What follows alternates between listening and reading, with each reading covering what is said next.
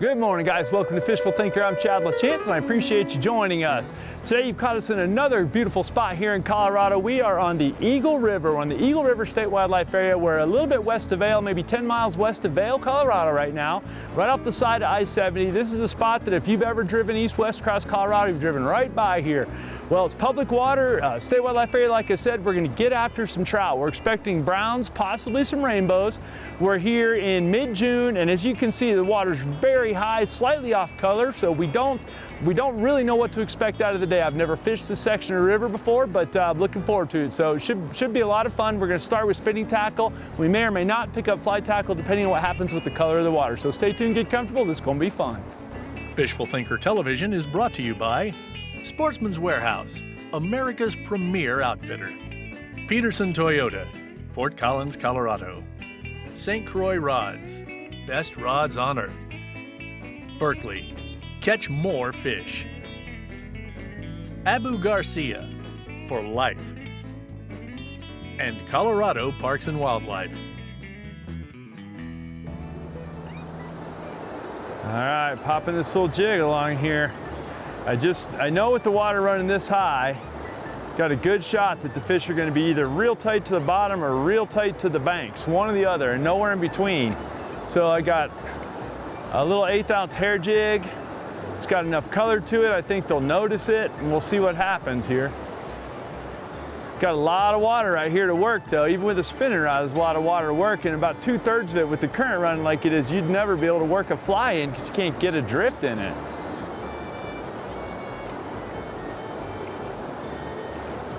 But we'll see if we can generate somebody real quick with the little jig. And I'll start relatively close here.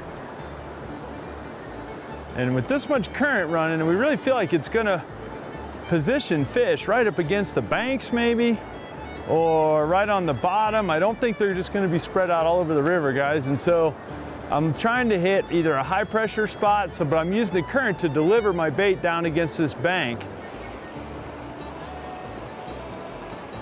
Oh, there's one. Okay, just got swirled on right there.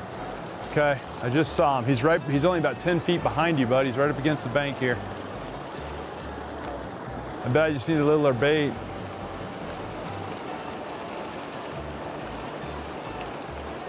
And guys, what we're gonna do is keep mixing up with different baits until we find what these browns will hit. I know there's a ton of fish in here. I just don't know exactly where they're sitting. I've never fished this river except for one other time. It was in late August, and we had about 1/4 of this much water, and it was 10 miles from here. So I really don't know, what this particular stretch of water has to offer here on the Eagle State Wildlife Area, but I do know from talking with Parks and Wildlife that there's a bunch of fish in here. And so it's just a matter of trying to get them to bite. And that, as we mix it up here, I'd love to be fly fishing, but I feel like with this much water flow and no real ability, if I step off the bank right here, it's thigh deep and running hard, I just don't feel like that's going to be a good plan for us. So that's why we've got a couple different spinning rods and some jigs, some hard baits, and we'll just keep going back and forth till we figure out what these fish will key on. I actually just saw one. That's the first one I've actually seen. All right, guys, still mixing up. We're in the same run. I have now run a half dozen baits through here, haven't I? I've run 2 different jigs, 3 different hard plugs, trying to see what we can get fish to bite. I think that they're here. I think it's just a matter of what are they going to eat. And there's obviously some kind of a little tiny midge hatch going off, but I'm not seeing fish chase them or bump them or anything else.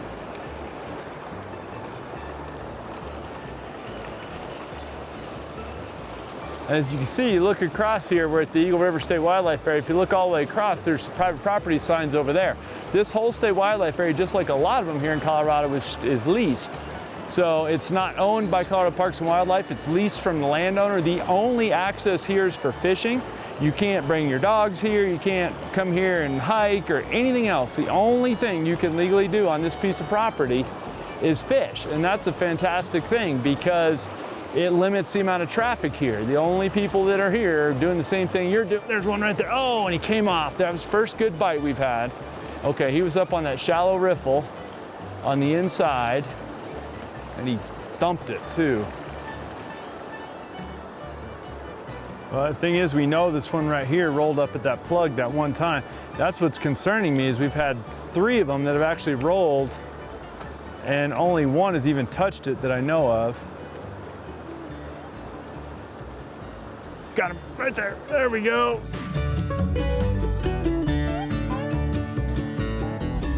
There we go, and that's why we switched it back to the plug, guys. I had a plug going. You guys probably just heard me saying that, and they were rolling but not getting a hold of it. And so now I went and run the jig through the same stretch of water, a little unscented tube jig, but it's on a heavy jig head because we have so much current. And because we do, we're gonna go ahead and net this guy right there. And there we go, guys. Eagle River represent. Let me get my hands wet and we'll deal with this guy real quick. A little barbless jig will come right out and we'll get him unhooked. But you know, there's a lesson in that, because they were really just swinging on the other bait. Nice little fish, guys, and there's a bunch of those in here, and I'm sure we'll catch more of them. We'll put him back. But given that we're just getting rolling in the day, we've been rotating through plugs, big jerk baits, little jerk baits, big jigs and little jigs.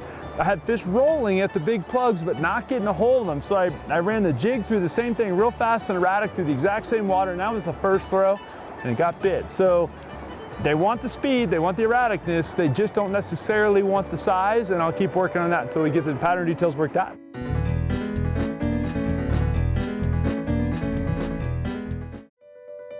Fishful Thinker Television is brought to you by Ranger Boats, still building legends one at a time. Evinrude, spend more time on the water. St. Croix Rods, best rods on earth. The problem with hooking one way over there, it's cool that the spinning rod gives me range, but if I hook one all the way over there, getting him back all the way across this current and keeping him pinned, I've got the tackle for it. That's not the issue. Even a good size fish, I've got heavy enough tackle that I can get him across there without, you know, worrying about my tackle breaking. My big thing is, will my hook hold? Because my hook's not that big, and so the question is, would the hook hold and give me a chance to get the fish hooked that way, or stay hooked that way? But I'm gonna try it, because you gotta hook them before you can break them off. And our plan today, guys, is gonna be a 1-2 punch going back and forth between a jig and a hard plug of some sort, at least until we get some fish caught. Because the water's so high and muddy, I really just don't feel like that fly tackle is gonna be a good call. I'm not real comfortable wading in it. It's extremely high. It's extremely muddy, and you can't see the bottom more than about 18 inches deep. And because of that, I don't really want to do a lot of wading in it. I don't think it's particularly safe to wade in it, and I don't think it's a great idea. So my plan is to start with the spinning tackle and see what I can catch right here with that, and then maybe we'll get and wade out a little bit more. But the one thing the spinning tackle gives me is range. I can throw all the way across the river here and not have any problems with that, whereas you can't do that with fly tackle, at least not and get a drift. I guess there's probably some guys in the world that can. I am not one of those, and even if I did, I couldn't get any kind of a drift over there. I brought 3 rods with me, guys. I brought a light, a medium light, and a medium, and the reason being is I had no idea when we got in the tundra this morning what this river was going to look like. I hadn't been here. I didn't really know what to expect from the river itself, and so having said that, I thought, well, I'll load the boat. I also brought a 5-weight and a 6-weight. Once we saw the water and saw the conditions we were dealing with, I chose to leave those behind for just a few minutes here and see what happens. But I really honestly feel like that our best bet is going to be with big baits of some sort, at least until the fish prove me wrong. And as you can see, we've got the recreational rafters. You'll get occasional guys rowing through here. We've got some friends that actually guide on some of this river through here, and those guys row through here a lot. I've seen this river running at like 10% of this water level in the past. We're here in late, what are we? I guess we're in the middle of June. There's one right there, nice one too. Oh, and he just ate on this little rod.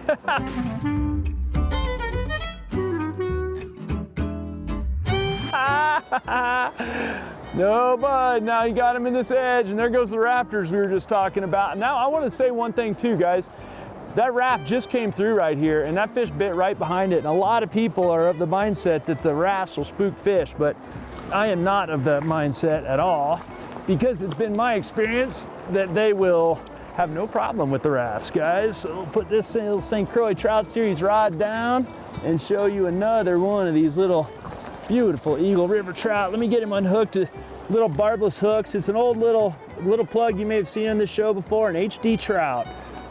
Beautiful little brownies. Look at that guy. Look at the perfect markings and everything on him. That's a good looking little trout. Eagle River, tons of those in here. Depending on which section of river, you're dealing with like 80+% browns. There's a few rainbows, but a lot of browns. And that's why I throw so many plugs in the river, because browns are very piscivorous. Piscivore, I don't know, that's a big word. They eat fish a lot. Because of that, the plug is a really good call in a lot of cases. We'll get this thing out of the net and I'll show it to you. That's a little 7-foot light-powered, extra fast action St. Croix Trout Series rod. It's got a lot of tip to it, so it's very easy to throw these small little plugs, but it's got a ton of backbone for dealing with trout in this water. I've got 6-pound nanofill on there. We throw nanofill a lot in the river because it doesn't mind twist. It handles great in current. It's very thin, so it cuts the water good. And then the little HD trout, we've been throwing those for years. It's a Colorado company. It's a tiny little trout plug, and it works pretty good in a lot of cases. So just making throws across or down current, pulling the plug down and just letting it swim, just pulling enough that you can feel it click, and you'll feel it vibrate on the rod. It's like you would another crankbait. And as it comes across, no different than swinging streamers, I'll just keep the bait moving, and every now and then they'll just stop. Fish will just dump it. And usually when a brown wants to get a hold of a plug of any sort, he will smoke it, and you'll know it. He'll get it right away. There won't be, I think I got a nibble. It'll be dunk, and he'll stop your plug, and you'll know it. So it's a really fun way to catch fish. And with the straight nanofill and the real sensitive St. Croix, it's very tactile. You really feel everything. There's no dampener in the system. So when a fish bites it, you really feel it, you know, and you get a good feel on the plug itself. It's just a real fun way to catch trout.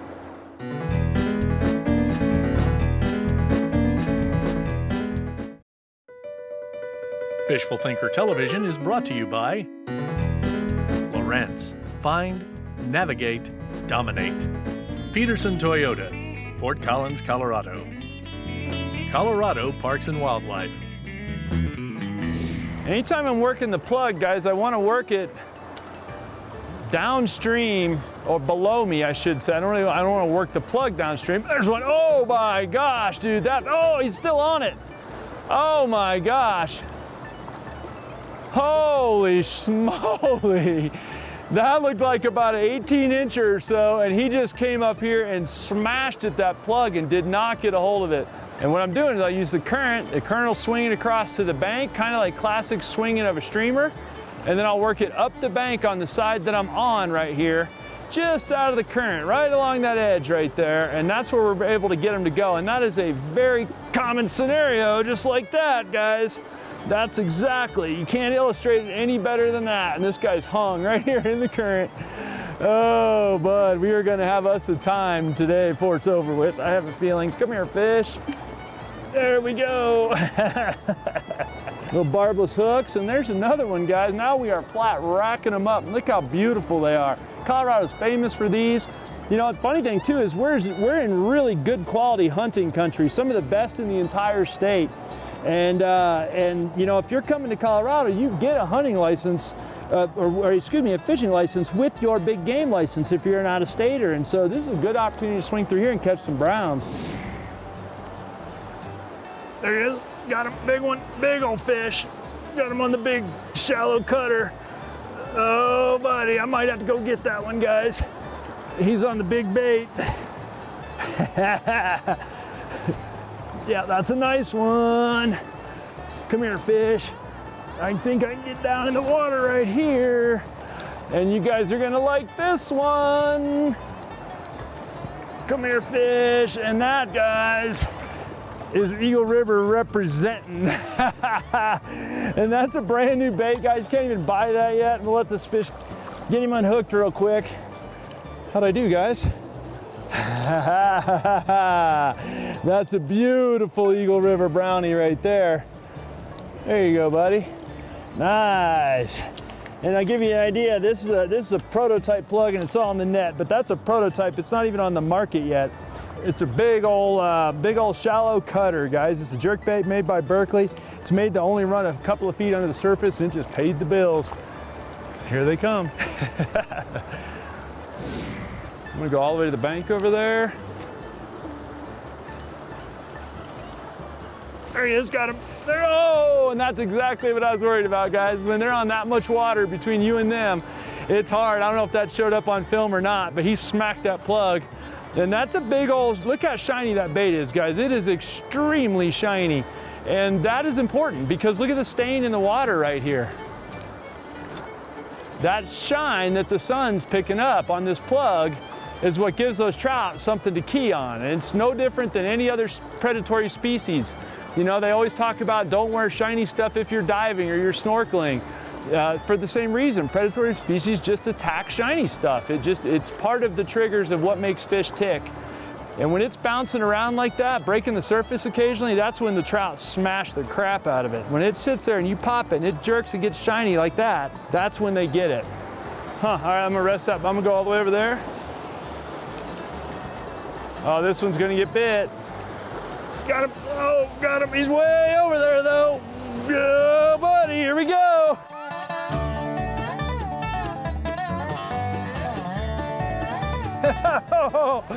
Here we go, come on across. I'm just gonna lead them gently across the current. Lead them across the current. Don't pull on him, just let him come across. Okay, now the time to go downstream is now. That's a nice one too, guys.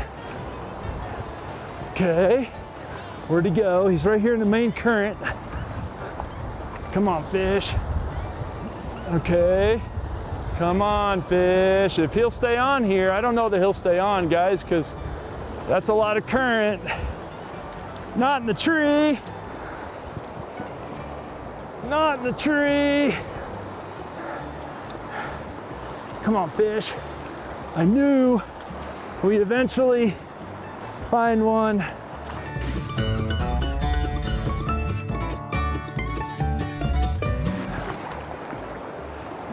And we got him. All right, guys, there he is. That's your big old rainbow right there. And rainbows apparently love big plugs too. And I was told there wasn't very many of those in here. And after we just brought him all the way across the current here, he's, look at that. How beautiful is that for a fish? Get your act together, bud. There he goes. Woo, buddy, I'm all wet. You see, he got me all wet. All the way on the far bank over there. That's like 40 yards across there.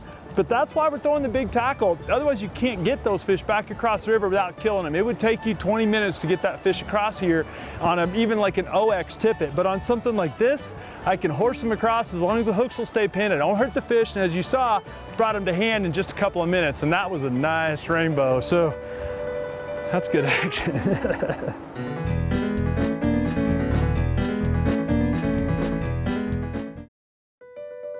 Fishful Thinker Television is brought to you by Sportsman's Warehouse, America's premier outfitter.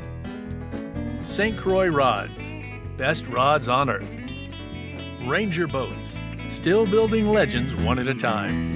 All right, guys, you can see the river's kind of pushing up on this side. It's actually braided. There's a channel on the other side.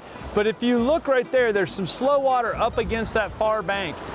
I know that with the river running like this, the fish want to be in that slow water right up against the banks. If I fish here, I can only fish straight up or down. If I go all the way over there, I can fish across, which is really ideally what I want to do. So my plan is to go ahead and throw all the way across the river, right in the edge, and then pull the plug down once it hits the water. That gives it a chance to swim out of there. Once it's out in this open, deep water, I'm really not so concerned that it's going to get bit. I'll let it come all the way across the current. And then right here, I'll work it back up this side just in case there's fish on the bank I'm on. So I'll work it right back up the current right here. But that's all the retrieves I'm gonna do. And I'm gonna do that same retrieve all morning. Let it swing in. And I'd really like, there he is right there. I was gonna say, I'd really like the sun to come out, and right on cue, the sun came out. Oh, he's right on the same bank I'm on, and I got nowhere to go, guys. I'm gonna have to bring him up this bank, so I'm just gonna nurse him along. The key is don't pull on them, let them come to you. Fortunately, this one is not giant. I don't generally say fortunately about fish very often. Come here, bud. I'm not even gonna net you, bud. Come on over here. We got you. Hands are wet, hold still. Perfect, nice. Standing in a little bit of a precarious spot here, but these are barbless and they'll both come right out here. And the whole key, again, guys, is to keep the bait moving. There it goes. Nice little fish, perfect. There you go, bud. And you look at the size of the plug that thing bit. We are not matching the hatch, guys. We are giving them big, fast, shiny, and erratic, and that's how we're getting bites, and we're getting lots of them.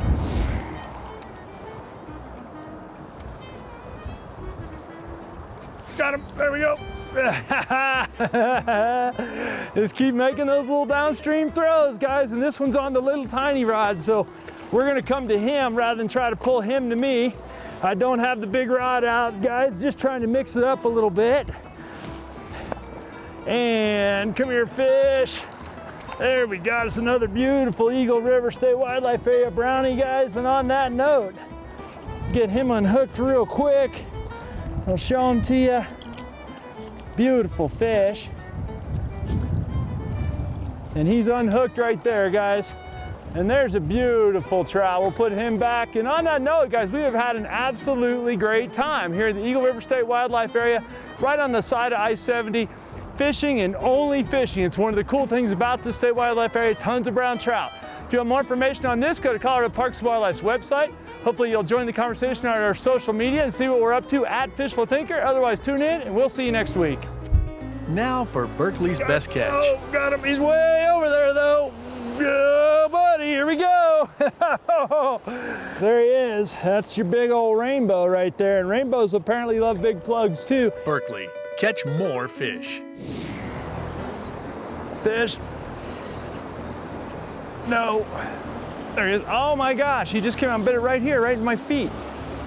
Oh no. Got him. Oh, I don't know if that was a bite or it hit something. Got him. Oh, he came off. Oh, man. Retie early enough. Are there no trout in this river or what?